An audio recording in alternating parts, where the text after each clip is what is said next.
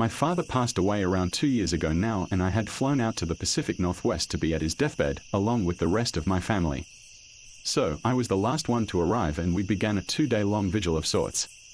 He had been out of it for days, with the morphine and all, but when I got there, he became totally lucid for about 5 minutes, remarking on my haircut and other totally mundane things, etc. My family was astounded. It was the first real lucidity he'd had in weeks. Anyway, so I went upstairs to get some sleep around midnight, just lying on top of one of the beds with the door open, clothes still on.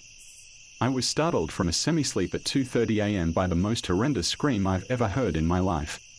I about fell down leaping out of the bed and ran down the stairs to find nothing at all. My dad's bed was in the family room next to the big double doors looking out on the Cascade Mountain Range. He was asleep and out of it. My sister was sound asleep in the chair next to him, and my brother and his wife were in the bedroom adjacent to the living room, again sound asleep. My mom was asleep on the couch next to his bed. Imagine the sound of a screaming woman, but like sped up.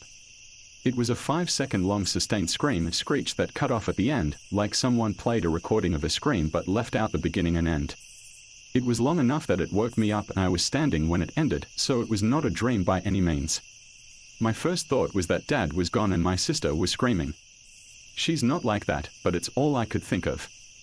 He passed away peacefully 6 hours later, all of us by his side. So, I haven't said anything to anyone except my wife. It wasn't until months later that I was reading an article about the Banshee, and I instantly knew that's what it was. My family is Irish, and from what I've read, it can run in families.